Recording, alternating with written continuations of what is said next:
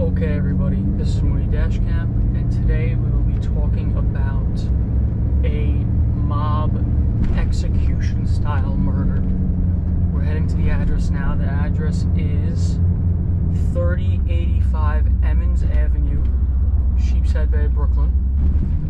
We just kind of got to make a right and a right and loop back around.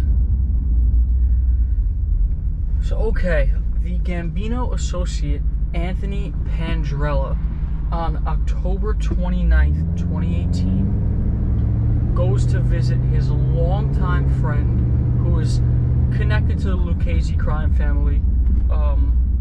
Not exactly worked for them, but connected and involved because he was a loan shark. Now, you really can't be a loan shark without the mafia having their hands in it in some way. So yeah, he was connected. He was, at one point, he was arrested for loan sharking, but he was out. He was an older man. He's 77 years old at the time. So like I said, October 26, 2018, Anthony Pandrella visits his longtime friend, Vincent Zito, Vinny Zito, 77 years old. And I don't know what motivated the murder. I don't know what came over him, but he shoots Vincent Zito 2 times in the back of the head.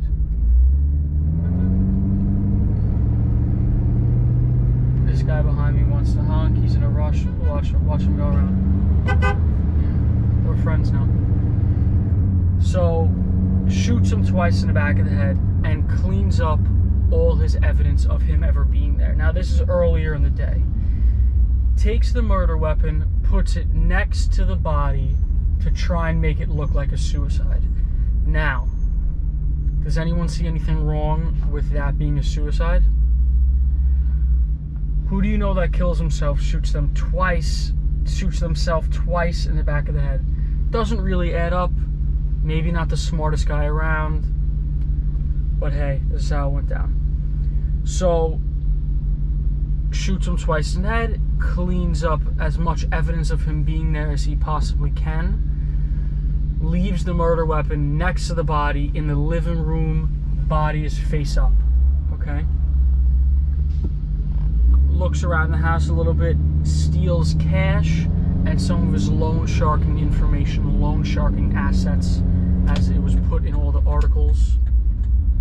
I'm assuming that's just info on who owes money, and where, and why, and how much. Then, this is the whole story's sick, but this is the real sadistic part that sets us apart from a lot of other regular mafia killings. The fact that he was friends with him for years and years, which isn't too uncommon in the mafia, and then he shows up later to the house after the grandson comes home from school and finds his grandfather's body dead in the living room. Thankfully, he didn't exactly know what happened to the grandfather, just saw him laying down, ran back outside the house, and let his cousin know that his grandpa was laying, that his grandpa fell down. He didn't really know exactly what happened. So after the grandson discovers the grandfather's body, he comes back to the house later in the day to sit with the family and console and grieve with the family over the grandfather's passing. Terrible, terrible. While he was there, he's also looking around to probably clear up any evidence and maybe see where the investigation is headed, what direction it's going, who they think committed the murder, because he wasn't picked up right away on this murder. Now, cameras caught him entering and leaving the house at the time of the murder, so this was kind of this is in 2018. It's very, very hard to get away with a murder today. Back in the 80s, back in the 90s, even early 2000s, maybe you could get away with it if you knew what you were doing.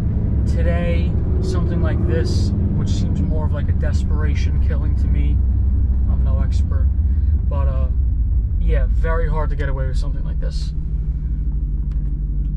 Cameras caught him. DNA was recovered off of the murder weapon, off the trigger of the murder weapon.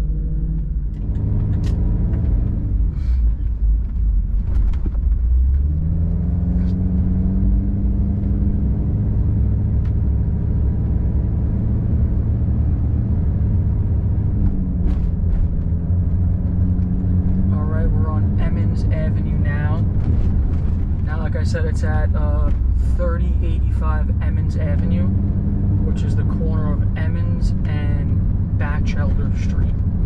I think I'm pronouncing that right. Now, when you look this house up on Google, it looks like a nice house, but today you will see here in 1 second, it's a little bit run down. It's for sale. It's this one on the corner right here, this big red one.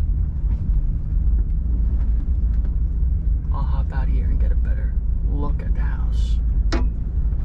So this right here is the house, the former house of Vincent Zito, where the murder took place. Anthony Pandrella came and killed his longtime friend, Vincent.